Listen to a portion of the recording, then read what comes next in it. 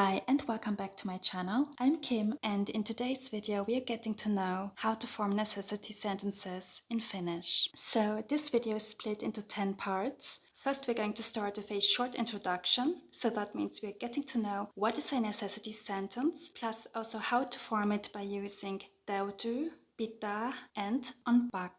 In the same chapter we will also learn what's the difference between them. Then in chapter 2 we will go through some examples where we will focus especially on the verb being in the third person singular, no matter what pronoun we have. In chapter 3 then we will see how necessity sentences look like when the subject is not necessarily a person but maybe a thing. Chapter 4 is all about necessity sentences that do not have a subject at all, and in chapter 5 then we will quickly learn how to say that someone must have something, like for example, you must have a ticket and so on. In chapter 6 we are getting to know how to use pitäisi and kannattaa in a sentence, and in chapter 7 then we will focus on objects in necessity sentences. Then we have chapter 8 where we are going to learn how to form negative sentences. Here we have the ei tarvitse and ei ole pakko structure, followed by chapter 9 where we are going to learn how to form questions like do I have to or do you have to. And at the very end of this video we will as always practice what we've learned today by solving some exercises together. So let's go. The first question is, what are necessity sentences? With necessity sentences, we can express that someone has to do something.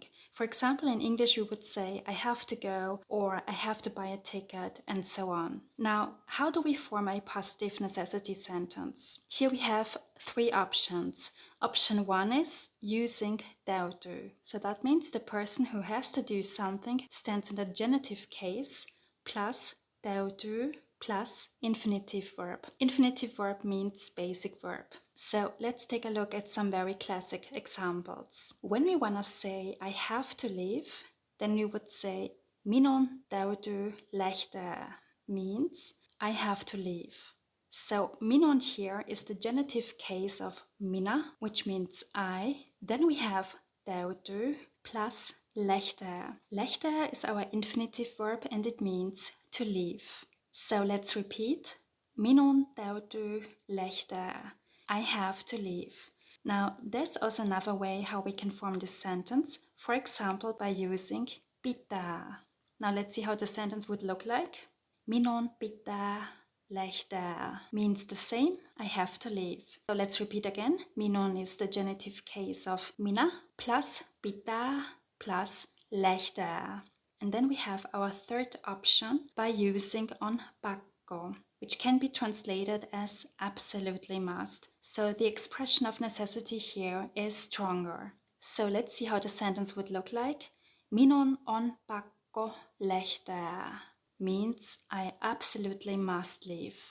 It can be translated as I have to leave, but it rather means I absolutely must leave. The meaning of having to do something here is stronger. Now, what's actually the difference between these sentences? The biggest difference here is actually the level of necessity. So when we say minun pitää lähteä, then the level of necessity here is lower than we would, for example, say minun on pakko lähteä. Here the level of necessity is the strongest.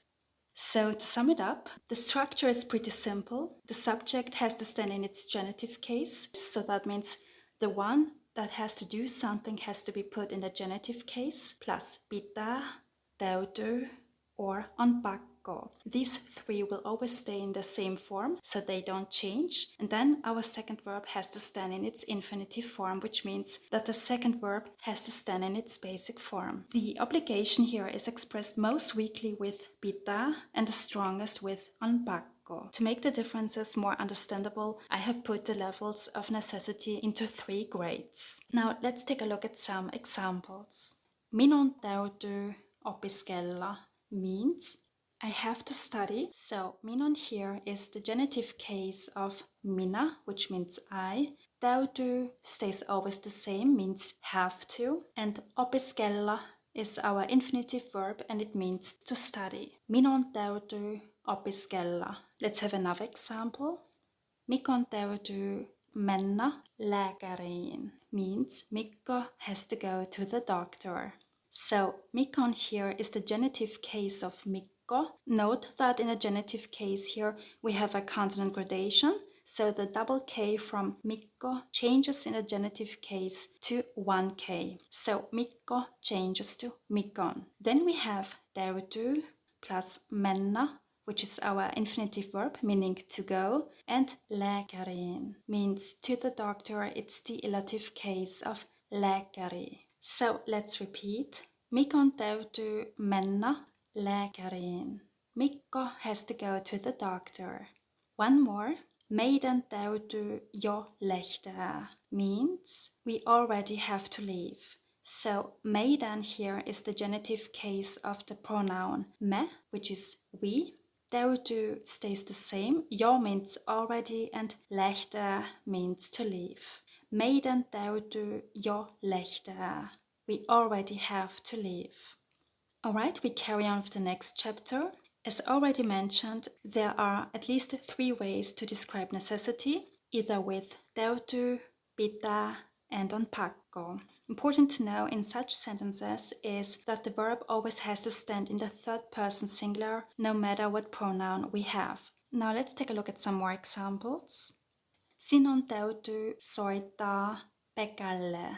You have to call Pekka. So sinun here is the genitive case of sinä, which means you, singular. Then we have täytyy, which means have to. Soittaa means here to call, and Pekalle means to Pekka. You have to call Pekka. Pekalle is actually Pekka in the allative case. Also here we have to go through a consonant gradation, which is why Pekka with a double K changes to Pekalle with 1K. And why is Pekka actually standing in the allative case? Because of the verb soittaa.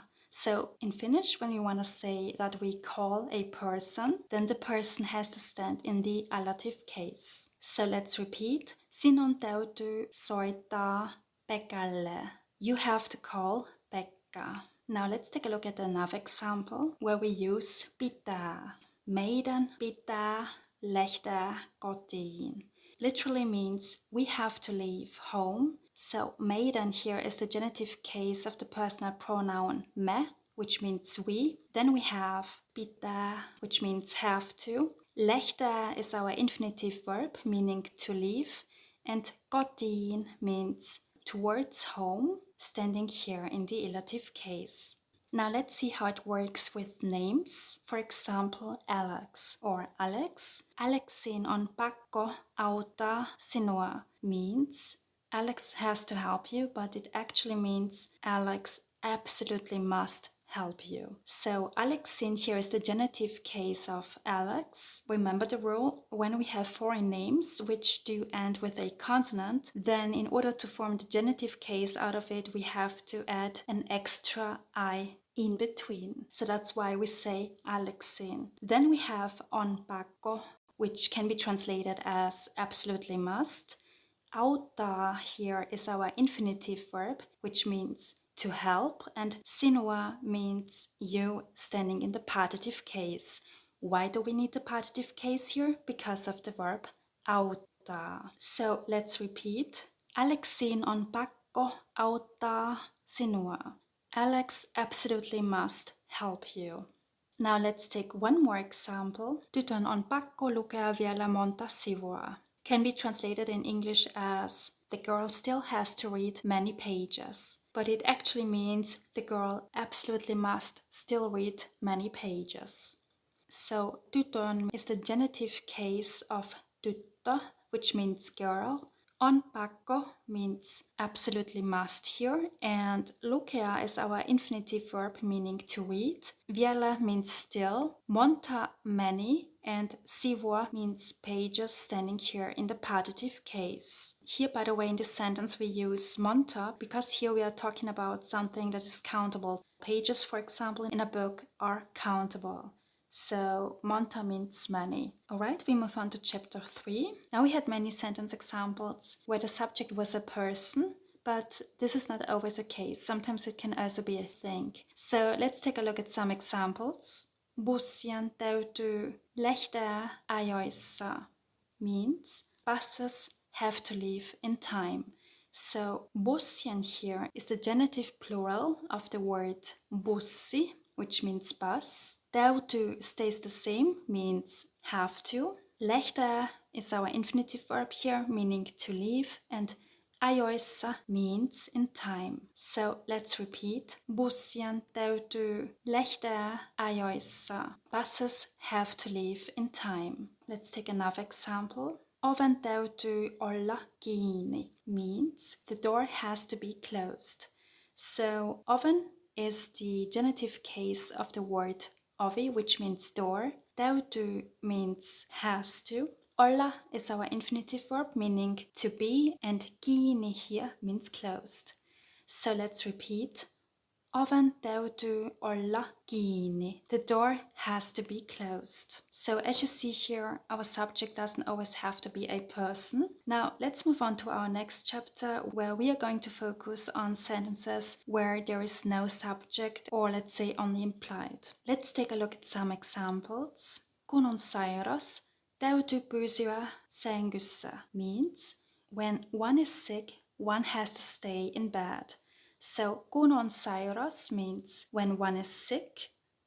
Kun means when, on is, sairas means sick. Täytyy means has to. Pysyä means to stay. Sängyssä means in bed. It's the inassive case of sänky. Kun on sairas, täytyy pysyä sängyssä. When one is sick, one has to stay in bed. Let's take another example. Lauantaina täytyy levätä means on Saturday one must rest. Also here we don't have a subject. Lauantaina means on Saturday, essive case. Täytyy has to, and levätä means to rest. So let's repeat. Lauantaina täytyy levätä. Alright, we carry on with chapter 5. How does it look like when we want to say that someone has to have something? Here's one example. Sinulla täytyy olla lippu means you have to have a ticket. So you probably already know the minulla on structure. Minulla on means I have, but since we have here a necessity sentence, the structure changes a little bit. So sinulla stays the same, but since we want to express the necessity here, we gotta have to add täytyy to it, and then we have olla. Why olla and not on? Because after täytyy or pitää, the following verb has to stand in its infinitive form, which is the basic form. And the basic form is olla. Then we have lippu, which means ticket. So let's repeat. Sinulla täytyy olla lippu. Can be translated as you have to have a ticket. Let's take one more example. Minulla täytyy olla sateenvarjo means I have to have an umbrella. So the normal minulla on structure here changes to minulla täytyy olla because we have täytyy. Minulla täytyy olla sateenvarjo. Sateenvarjo means umbrella. So what's important here? The word täytyy always precedes the infinitive verb in such a sentence. Alright, we carry on with chapter 6. We can also express necessity with pitäisi or kannattaa. Let's have a look at one example. Meidän pitäisi kohta lähteä means we should soon leave. Meidän is the genitive case of the personal pronoun me, which means we. Pitäisi is the third person singular present conditional of pitää, and kohta means soon and lähteä means to leave. Meidän pitäisi kohta lähteä. We should soon leave. Let's have another example. Sinun pitäisi puhua Mikon kanssa means you should talk with Mikko. Sinun is the genitive case of sinä, which means you. Then we have pitäisi, which means should, followed by puhua, which is our infinitive verb meaning to speak, and Mikon kanssa means with Mikko. Kanssa means here with. Then we also have the option to use kannattaa, which we use when we want to express that something would be a good idea for someone to do because you could, for example, benefit from it. In English, it can be translated as to be worth. Let's take a look at one example. Sinun kannattaa ostaa hyvä auto means it's worth it for you to buy a good car. Also here we are expressing again that someone would benefit from it. Sinun, genitive case of sinä, which means you. Kannattaa, third person singular of kannattaa, which means here to be worth. Ostaa means to buy. Hyvä auto means a good car. So let's repeat. Sinun kannattaa ostaa hyvä auto. Now we carry on to chapter 7. How does it look like with objects? In what case do they have to be put? The total object usually appears in nominative case when we have a positive sentence and the word is countable. Let's have a look at some examples. Minun täytyy ostaa uusi tulostin means I have to buy a new printer. Here the printer stays in nominative case because we have a positive sentence and our object is countable. A printer is always countable. So that's why we use the nominative case here. And then we have uusi here, which means new. It's an adjective which describes the printer. So let's repeat. Minun täytyy ostaa uusi tulostin. I have to buy a new printer. Just as a side note, if we would have like a normal sentence, then we would use the genitive case. So then we would say, minä ostan uuden tulostimen. But since we have here a necessity sentence, we have to say, minun täytyy ostaa uusi tulostin. Alright, now let's take another example. Minun täytyy ostaa lahja Liisalle means I have to buy a present for Lisa. Minun täytyy ostaa, I have to buy. The structure we already know. Lahja, a present, and Liisalle is the relative case of Lisa. So let's repeat. Minun täytyy ostaa lahja Liisalle. I have to buy a present for Lisa. But also, of course, the object can appear in different cases. For example, nominative plural. When we want to say minun täytyy ostaa kirjat. Minun täytyy ostaa kirjat means I have to buy the books. Here we have kirjat, which is the nominative plural of kirja, which means book. Here we use the nominative plural because we're talking about specific books. So let's repeat. Minun täytyy ostaa kirjat. I have to buy the books. Also, another interesting thing to mention is that personal pronouns can also appear in the accusative case. For example, meidän täytyy kutsua hänet juhliin means we have to invite him or her to the party. So, meidän täytyy means we have to. We already know the structure. Genitive case plus täytyy. Kutsua means to invite, infinitive verb. And hänet means him or her. It's the accusative case of the personal pronoun hän. And then we have juhliin, which means to the party. So let's repeat. Meidän täytyy kutsua hänet juhliin. Let's take another example. Minun täytyy tavata sinut means I have to meet you. So here we have sinut, which is the accusative case of the personal pronoun sinä. And why do we have to use the accusative case here? Because of the verb tavata. So that's why we say sinut.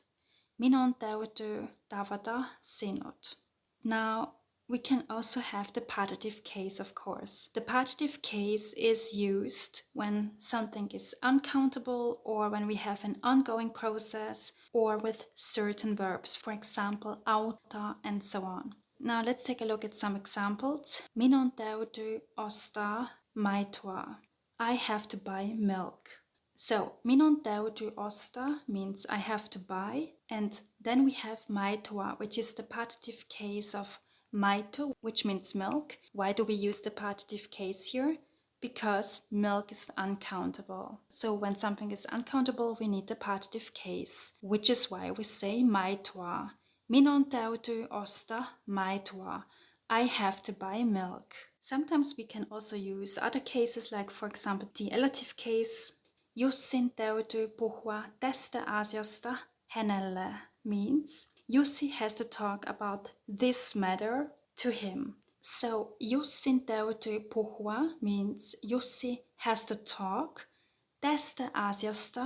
This is the elative case of tämä asia. Here we use the elative case because we want to express about what he needs to talk to. Hänellä is here the elative case of hän, meaning to him. Jussin täytyy puhua tästä asiasta hänelle. Jussi has to talk about this matter to him. Alright, now we move on to our next chapter, the negative sentences. Here the structure is actually pretty easy to remember. It's the genitive case plus ei tarvitse or ei ole pakko plus infinitive verb. So minun täytyy or minun pitää changes in a negative sentence to minun ei tarvitse. Sinun täytyy or sinun pitää changes to sinun ei tarvitse. Hänen täytyy or hänen pitää changes to hänen ei tarvitse. Meidän täytyy or meidän pitää changes to meidän ei tarvitse. Teidän täytyy or teidän pitää changes to teidän ei tarvitse. And heidän täytyy or heidän pitää changes to heidän ei tarvitse. Now let's take a look at some examples. Sinun ei tarvitse lähteä means you don't have to leave. So the positive sentence would be sinun täytyy lähteä, which means you have to leave. But when we want to form the negative version, then it's sinun ei tarvitse lähteä. So sinun täytyy here changes to sinun ei tarvitse. Sinun ei tarvitse lähteä. Let's have another example. Minun ei tarvitse opiskella lauantaina means I don't have to study on Saturday. So the positive sentence would be minun täytyy opiskella lauantaina or minun pitää opiskella lauantaina, which would mean I have to learn on Saturday, but when we want to form the negative version out of it, then it's minun ei tarvitse opiskella lauantaina. Minun ei tarvitse, I don't have to, opiskella to study lauantaina on Saturday. Minun ei tarvitse opiskella lauantaina. I don't have to study on Saturday. Let's take one more.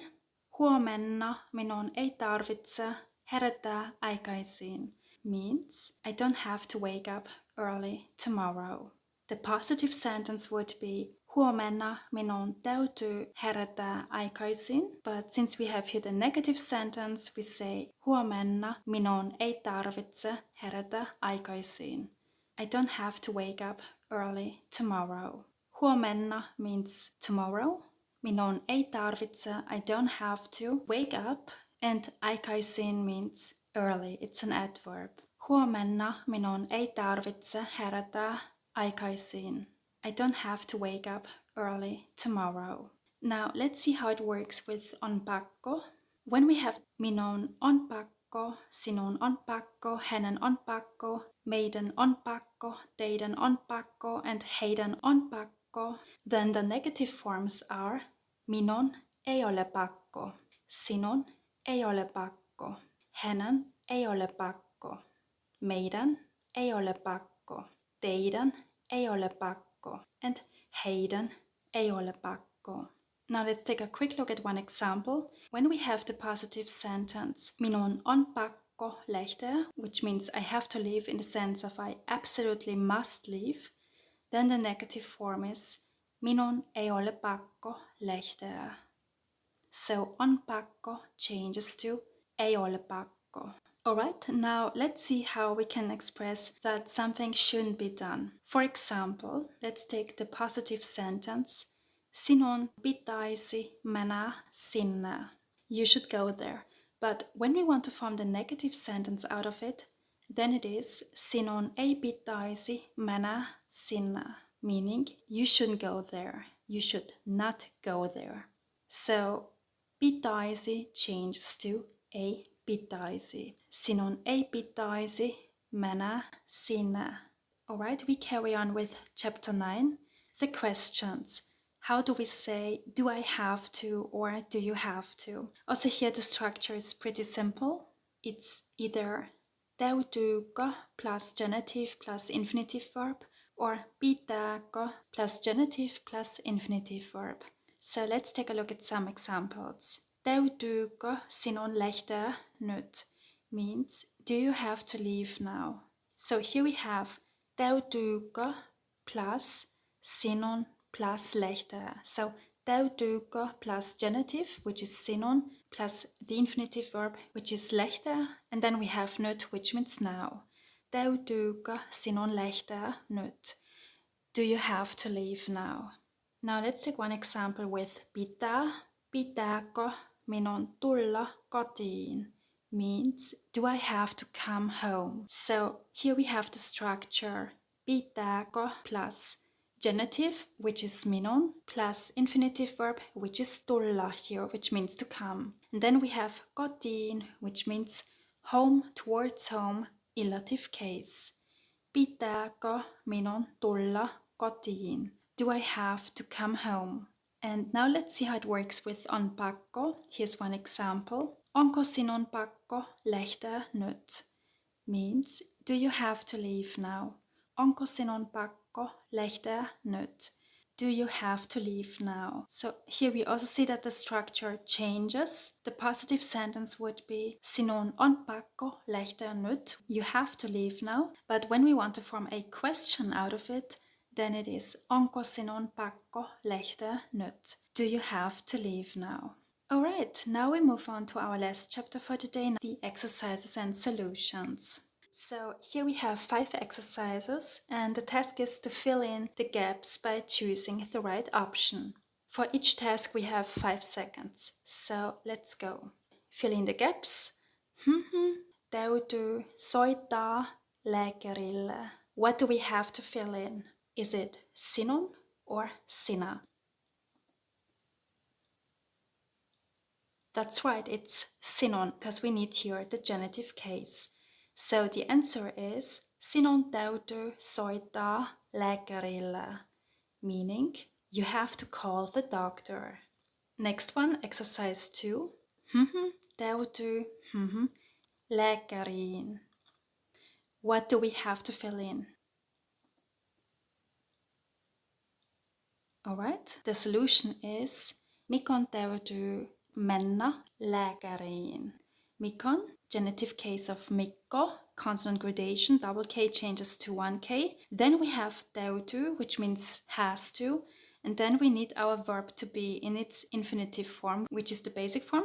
That means we need mennä here. And then we have lääkäriin, which means to the doctor. So the correct answer is Mikon täytyy mennä lääkäriin. Mikko has to go to the doctor. Next one, number 3. Write the following sentence in 3 different ways. I have to study Finnish.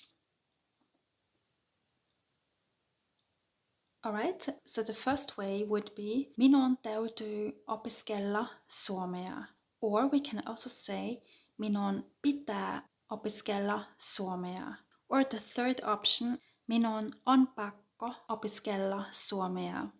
We carry on with number 4. What do we have to fill in? Minun tarvitse opiskella suomea. Do we need A or N? That's right, it's minun ei tarvitse opiskella suomea. Minun ei tarvitse opiskella suomea. I don't have to study Finnish. And our last one, number 5. Here we have 2 sentences where we have to fill in the gaps. Afterwards, we will compare the solutions. So the first one is, ostan maitoa. Do we need minä or minun?